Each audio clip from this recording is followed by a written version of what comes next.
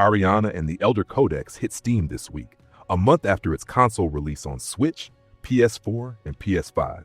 It's a Metroidvania action RPG with a magic twist. Repair corrupted books from the inside, summon weapons, and cast spells on cooldown. It's not a Souls-like, and it's not a precision platformer. Movement is floatier than the genre standard, traversal is looser, but the combat system has real identity. I played on a OneXPlayer X1, AMD Ryzen 7 8840U, running Windows 11 LTSC. Gameplay runs smoothly, though frame drops hit during transitions and cutscenes. The real headache came when I tried Linux. I tested on both Garuda Linux and CachyOS, and controller detection failed across Proton, GameHub, and GameNative. I checked ProtonDB and found similar reports from other users. What's perplexing is that GameHub and GameNative are Windows emulation layers on Android handhelds.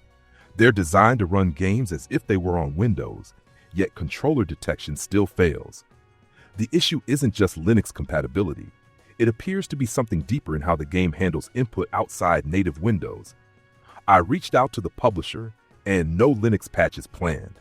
For a game that feels built for handheld play, that's a problem. You play as Ariana Varellis, the only librarian who can enter corrupted books called codices.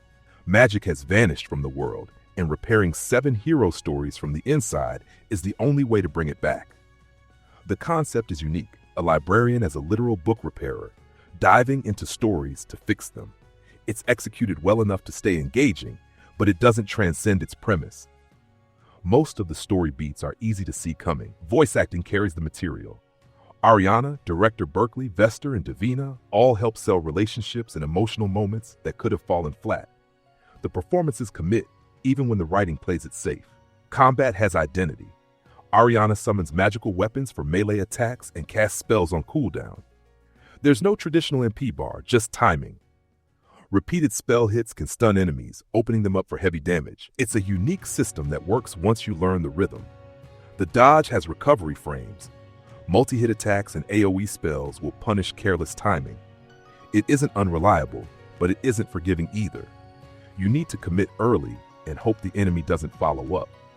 Floaty movement hurts platforming and precise positioning. Ariana drifts after you stop moving, making tight jumps harder than they should be.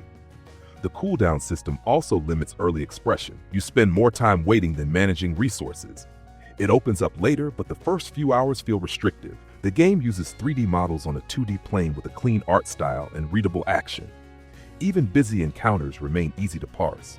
The library hub and Codex worlds each have distinct looks. The soundtrack is fine. It does its job in the background, but rarely stands out. Thankfully, it never distracts either. Good game, questionable platform priorities. The combat system has identity, the art style works, and the voice acting elevates the material. But floaty movement and a restrictive early game hold it back. The Linux lockout kills its best use case for many PC players. This is a Metroidvania action RPG built for handheld play. Cooldown-based combat, exploration, bite-sized levels. Perfect for Steam Deck, Android handhelds, and Linux mini PCs. Yet those players are effectively locked out. I proved it runs great on portable hardware with the X1, but the X1 is Windows. Most users want this experience elsewhere. If PC isn't viable, it's already on Switch, PS4, and PS5. Console players get the better deal here.